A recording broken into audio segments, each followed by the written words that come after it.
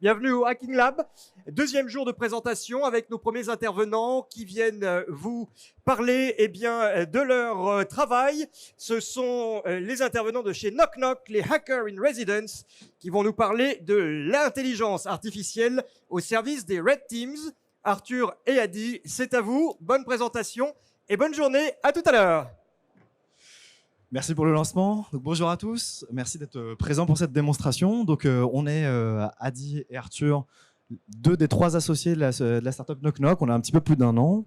Et donc, on est ravis de vous présenter ce petit projet qui sort un peu du bois, hein. C'est la première fois qu'on présente comme ça ce projet en live pour le FIC. La deuxième fois, du coup, parce qu'on a été là hier. Je ne sais pas s'il y en a qui verront ça pour la deuxième fois. Et donc voilà, on est ravis d'être là et on sera très preneurs de vos retours, de vos points de vue sur ce qu'on fait, parce que voilà, on développe ça en chambre depuis un petit peu plus d'un an. Et voilà, on a besoin d'avoir du concret, des retours, et puis c'est pour ça qu'on est là. Donc effectivement, on va vous expliquer ici comment est-ce qu'on envisage l'intelligence artificielle pour augmenter les capacités de Red Team et plus particulièrement des tests d'intrusion. D'accord ? La démonstration va se passer de la manière suivante. On va vous parler déjà des objectifs. Pourquoi est-ce qu'on fait ça ? Ensuite, on va vous introduire la technologie d'IA qu'on utilise pour automatiser toute partie du test d'intrusion. On vous présentera le scénario. Ensuite, on fera un suivi en temps réel du test d'intrusion. Bon, il va un petit peu plus vite que nous, donc voilà, mais on fera ce qu'on peut. Et ensuite, on parlera un petit peu des limites et des perspectives. Et bien sûr, on prendra vos questions et vos retours. Voilà. N'hésitez pas si vous avez des questions, je vais enchaîner, mais voilà, s'il faut, je répondrai, pas de souci. Donc la première chose, pourquoi est-ce qu'on fait cette démonstration et surtout pourquoi est-ce qu'on fait ce projet ? On va parler un petit peu de ce que c'est qu'une Red Team. La Red Team ou les activités de test d'intrusion, ça sert à anticiper les risques cyber, ça sert à anticiper les attaques, à prendre un petit peu de recul et à faire en sorte que les équipes de sécurité soient prêtes face à une réelle attaque, une réelle intrusion. Et aujourd'hui, il y a des limitations, bien sûr, hein, globalement dans la cybersécurité, et puis ça affecte forcément la partie offensive. On est limité dans les nombres de compétences, donc dans le nombre de talents, dans les compétences qu'ils ont. Et donc, on réalise des tests d'intrusion qui parfois vont être un petit peu limités dans le temps, en périmètre, qui vont être parfois peut-être même un petit peu cosmétiques, une fois par an pour répondre à une demande légale. Et donc, on perd un petit peu l'essence de ce que c'est que ce test d'intrusion. Donc, nous, ce qu'on souhaite, c'est augmenter ces capacités-là, faire en sorte que on puisse avoir des solutions peut-être avant que les compétences puissent arriver, hein, qu'on relance la filière de recrutement, grâce à l'intelligence artificielle et un certain nombre d'outils d'automatisation. Donc, ce qu'on va chercher à vous démontrer ici, c'est qu'avec une IA, on est capable de reproduire le comportement d'un pentester, okay, et qu'en plus, on est capable d'interagir avec un système réaliste, okay, un système d'information réaliste. Donc, introduction au Deep Reinforcement Learning. Qu'est-ce que c'est ? Dans l'intelligence artificielle, il y a tout un tas d'outils qui sont multiples et variés, qui vont être des scripts classiques à ce qu'on appelle le machine learning, où on va avoir des algorithmes qui vont être plus ou moins apprenants.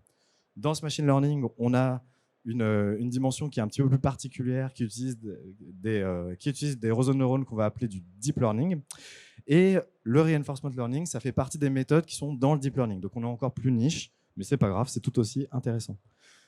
Le reinforcement learning, ça a été utilisé notamment par DeepMind pour battre le meilleur joueur de jeu de Go il y a maintenant quelques années, donc c'était en 2016.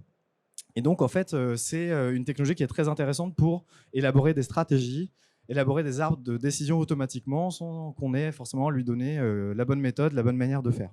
Okay ? Ça fonctionne de la manière suivante. On a un agent qui va se déployer, en tout cas bouger, agir dans un environnement. Et quand il va agir dans cet environnement, l'environnement va se modifier. Donc soit il va se déplacer, soit il va casser une partie de l'environnement, soit il va interagir d'une manière ou d'une autre. Nous, dans notre situation, l'environnement, c'est un système d'information. Okay ? Et la petite particularité qu'il y a par rapport à du deep learning classique, c'est que du coup, on n'a pas besoin d'avoir des données de référence. Okay ? On n'a pas besoin d'avoir la vérité. On n'a pas besoin d'avoir 1 million de parties déjà réalisées avant d'entraîner. En fait, il va créer ses propres parties. Et nous, on va le guider avec ce qu'on appelle une fonction de récompense, où ici, on ne va pas lui dire, bon voilà, il faut que tu fasses ça en premier, ça en deuxième. On va lui donner des objectifs. Il faut que tu sois discret. Il faut que tu arrives à attaquer l'ensemble du SI. Il faut que tu aies un chemin qui soit super rapide. Okay ? Et lui, son but, ça va être de maximiser sa récompense. Okay ?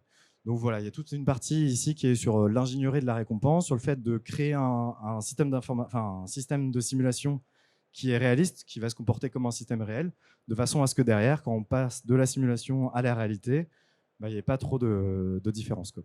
Donc la simulation ici, c'est un environnement Python, hein, c'est pas du tout un système comme on va vous montrer ici. Et du coup, ce qu'on va vous montrer, c'est comment est-ce qu'on est passé, enfin c'est le passage donc de cet environnement Python à de la réalité simulée, bien entendu, mais à de la semi-réalité. Donc le cas de démonstration aujourd'hui, il va se faire de la manière suivante. On a un attaquant, okay, qu'on appelle ici le hacker in residence, qui va attaquer un système d'information qui est constitué par 2 sous-réseaux, dans lequel on va retrouver 6 machines, okay, 3 machines par sous-réseau, dont une qui est dans 2 sous-réseaux. Okay. Et lui, son but, ça va être d'aller attaquer l'ensemble de ces machines et d'obtenir des privilèges admin sur toutes les machines qu'il est capable d'exploiter. Dans ces machines, il y a des machines qui sont vulnérables, il y a des machines qui ne le sont pas. Et donc voilà, on va voir comment est-ce qu'il va agir. Qu'est-ce qu'il a comme capacité d'action? Nous, ce qu'on cherche, hein, c'est à automatiser un petit peu tout ce qui se passe dans la chaîne d'attaque. Ici, on ne va pas parler de reconnaissance, okay, on est déjà dans le système d'information. Il a ses ressources qui sont développées, il n'y a pas de question là-dessus. Par contre, il a un accès sur une machine et il va créer des accès sur de nouvelles machines. Il va être capable d'exécuter des exploits, okay, des élévations de privilèges. Il va être capable de se créer des sessions, de mettre en place des proxys, de déployer sa boîte d'outils sur d'autres machines, d'accord, et donc voilà, de découvrir, de scanner l'environnement, de scanner les machines, tout un tas de fonctionnalités. Dans le cas de cette démo, on est un petit peu limité dans le temps, donc on a fait un choix. On ne va pas vous montrer uniquement des fonctionnalités qui marchent, on en a simulé quelques-unes. Donc en l'occurrence, tout ce qui est scan de sous-réseau, scan de service, recherche d'exploitation et scan local, c'est simulé ici. Par contre, tout ce qui est exploitation, élévation de privilèges, la mise en place d'un shell interpréteur et la mise en place du proxy, c'est réel. Okay. Voilà, et oui, petite précision, hein, les exploits et les élévations de privilèges, c'est que du Metasploit, en l'occurrence aujourd'hui. Ça marche? C'est clair pour tout le monde? Okay. Donc là, on va passer à la démonstration. Donc première chose, on se base sur un environnement simulé par GNS6, c'est ça? Donc là, vous retrouvez bien avec le petit nuage. Ah, je galère avec la souris, désolé, elle est où? Je ne sais pas. Donc le petit nuage, hein, c'est le hacker in residence. Vous avez à gauche les trois ordinateurs qui sont dans le VLAN 2, à droite les 3 ordinateurs qui sont dans le VLAN 3. Ils communiquent, ils sont en route. Voilà, donc c'est parti. Et donc là, du coup, je vais lancer l'agent sur...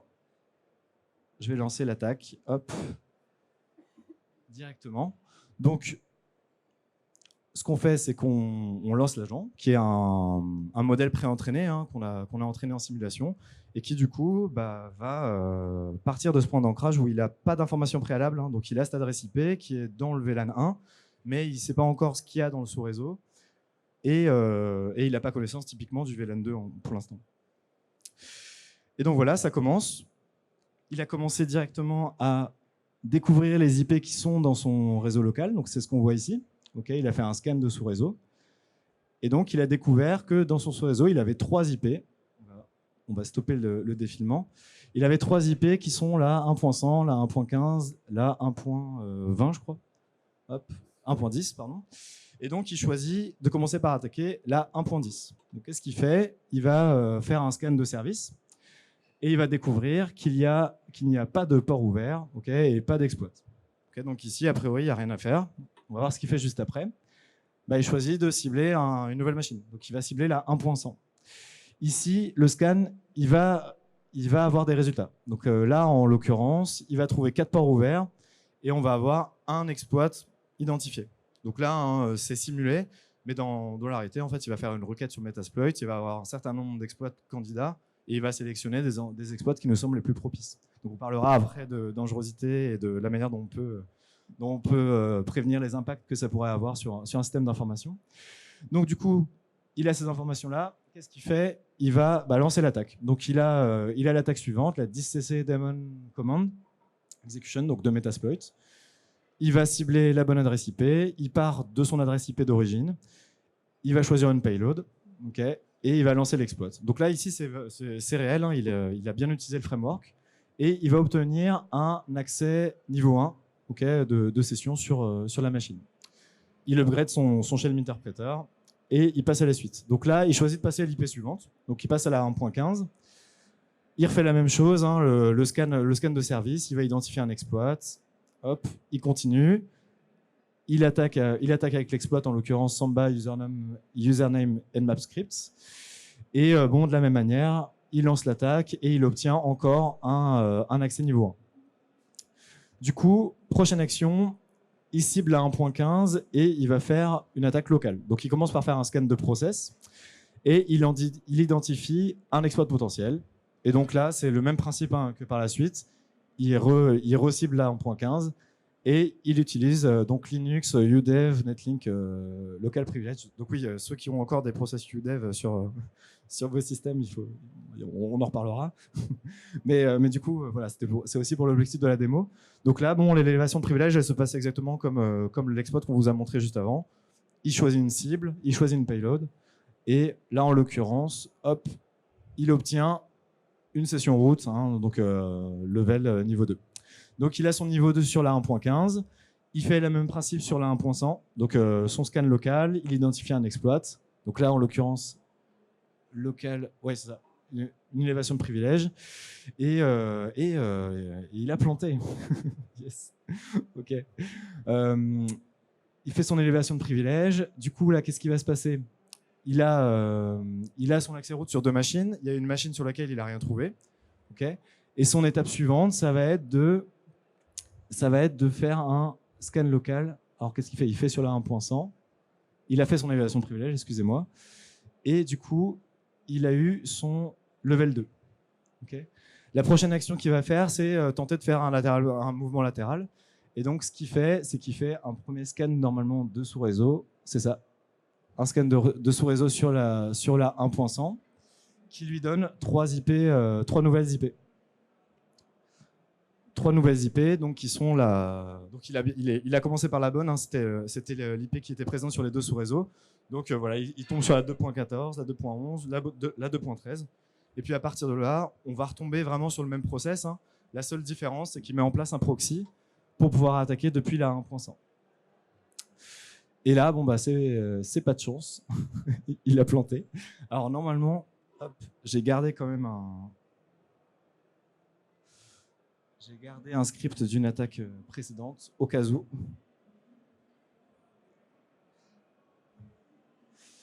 Et non, en fait, j'ai tout fermé. OK. Donc, alors, on a combien de temps ? Est-ce que je la relance ? On a encore une bonne vingtaine de minutes. Ouais, bon, je peux la relancer du coup. Hop. Pendant ce temps-là, s'il y a déjà des questions que vous souhaitez poser, n'hésitez pas. Oui, s'il y a des points qui ne sont pas clairs, nous finirons par une séance de questions, mais pour que la démonstration soit claire pour tout le monde et fluide, n'hésitez pas à intervenir.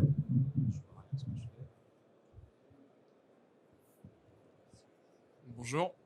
Est-ce que vous avez déjà fait... Alors, mettez bien le micro face à vous. Pardon. Qu'on vous entende. Est-ce que vous avez déjà réalisé un test de l'IA contre une équipe de pentesting, justement, pour voir un petit peu l'efficacité des différentes solutions ? On a réalisé des tests d'intrusion qui ont été menés en parallèle.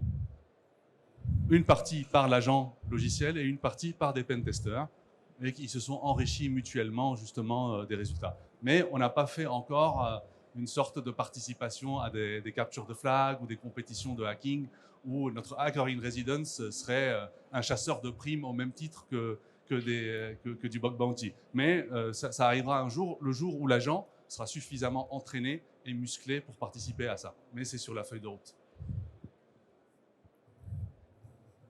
Ça fait partie de nos méthodes pour justement montrer la valeur, quoi. Maintenant, vous voyez bien que ces outils sont limités. Et de la même manière, le but, c'est pas d'automatiser toutes les compétences du pentester. Il y a plein de choses qui sont très difficiles à automatiser, où il faut coder, il faut rentrer dans le code qu'on voit. Et il y a peut-être des choses même évidentes qu'une machine comme celle-là ne verra pas et qu'un pentester verra.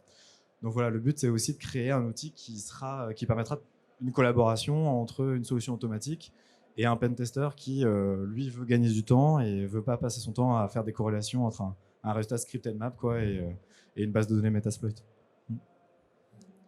Yes. Oui. Alors, sur quoi en fait votre agence se base pour sélectionner les exploits à exécuter? Est-ce que c'est sur la base du score ou est-ce qu'il y a des données sur lesquelles vous vous basez pour décider que tel exploit a plus de chances de réussir qu'un autre? Ici, on n'a pas encore complètement terminé ce qu'on fait. Aujourd'hui, ce qu'il prend, c'est le score de confiance de Metasploit et il les prend un par un jusqu'à ce que ça fonctionne. D'accord. Donc maintenant, on va créer des règles un petit peu plus précises justement pour ça. L'idée, c'est effectivement qu'on puisse avoir des exploits où on sait qu'ils ont un effet limité sur les machines, des exploits où on sait qu'ils peuvent avoir un impact plus lourd. Et dans ce cas-là, mettre en place des processus de validation ou ne pas le faire automatiquement et laisser peut-être un humain faire l'attaque. Donc ouais, là-dessus, en tout cas, il y a un vrai sujet, c'est comment on s'assure qu'on ne casse pas tout et qu'on a une vraie maîtrise de ce que l'agent est en train de faire. Oui, j'ai une question. Au fond, on va pouvoir faire les questions le temps que la démonstration se relance. J'ai juste, si vous le permettez, je vous en prie, également un complément. On travaille également beaucoup sur l'identification de la contribution au métier d'un asset, d'une ressource IT. Aujourd'hui, il y a une grosse difficulté, surtout dans des systèmes d'information qui sont complexes. On ne sait plus à un certain moment quelle est la contribution au métier précise d'une adresse IP. Et donc l'agent, si véritablement la récompense va être juteuse et intéressante pour lui, il faut qu'il réussisse à choisir un exploit qui lui permette de prendre la main sur une ressource qui a de la valeur, justement. Et donc ça, ce sont des travaux également qu'on fait entre la cartographie des traitements, des processus, les cartographies des systèmes d'information pour qu'on récupère cette information-là au fur et à mesure. Alors pour guider ce choix-là. Je vous en prie. Venez, monsieur.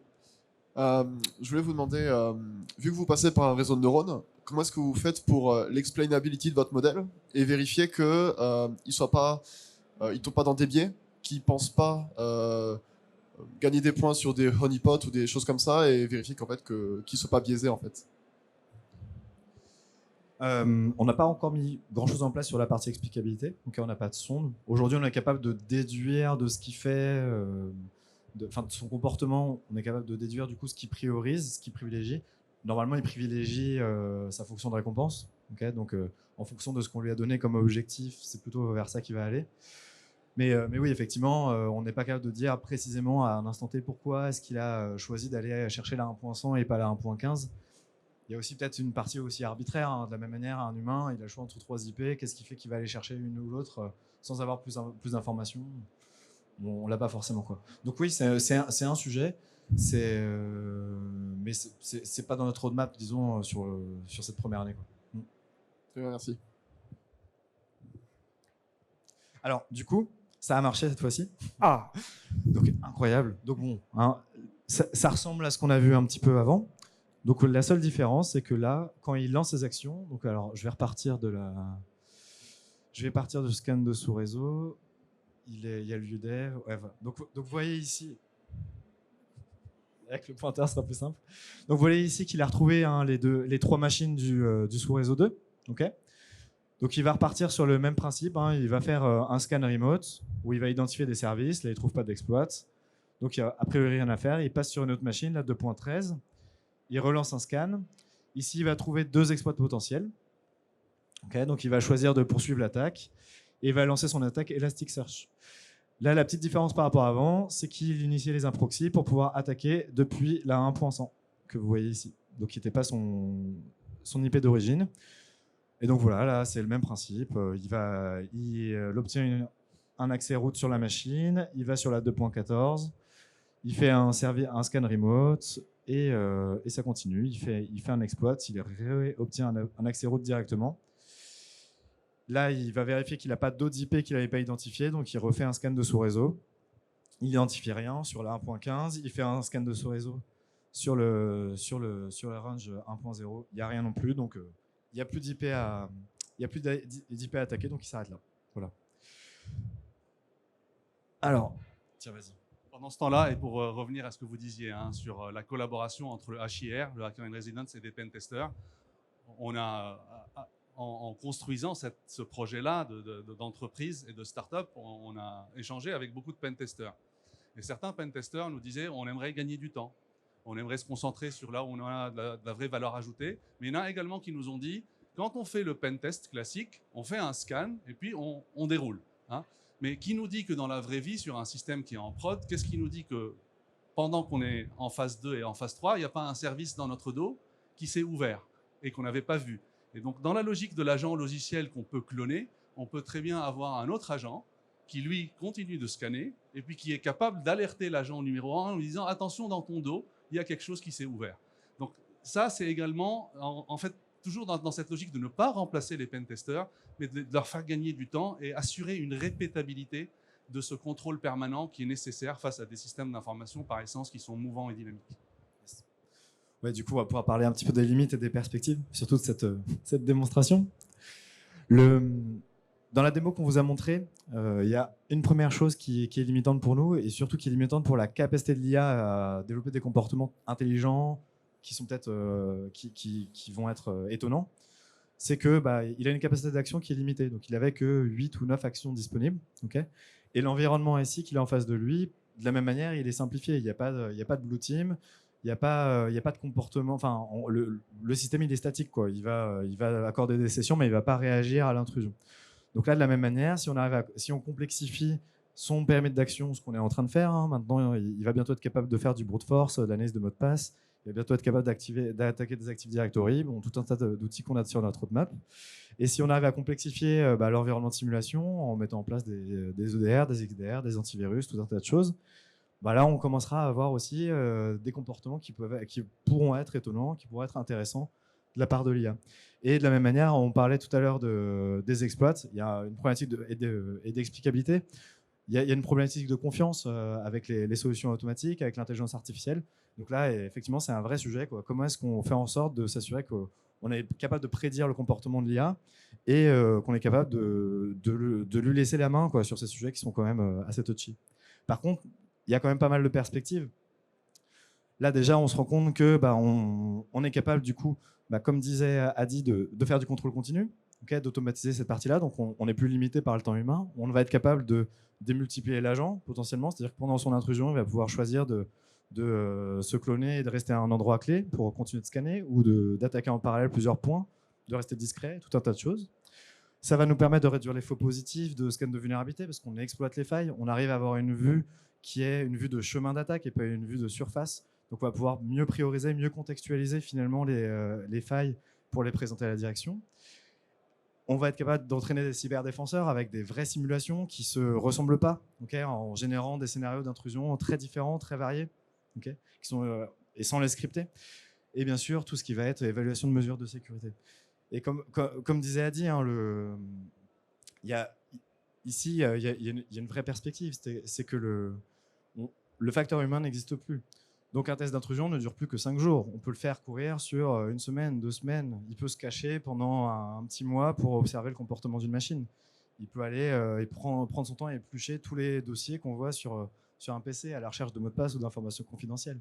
Donc là-dessus, ce qu'il faut vraiment voir, c'est que c'est un outil pour augmenter les capacités d'un humain sur des choses qu'il aurait eu à faire pour aller plus loin dans son pentest, mais qui sont rébarbatives, qui ne sont pas intéressantes, qui demandent d'être très méticuleux, qui sont répétitives. Et donc voilà, là-dessus, nous, ce qu'on voit, hein, c'est vraiment un outil qui va transformer les tests d'intrusion, les audits, en quelque chose déjà qui est très accessible, qui va pouvoir être fait plus fréquemment, et bien sûr sur des périmètres qui vont être plus exhaustifs que ce qu'on a aujourd'hui. Voilà. Je ne sais pas si vous avez d'autres questions, n'hésitez pas. On va finir, oui, par une petite séance de questions avec le public.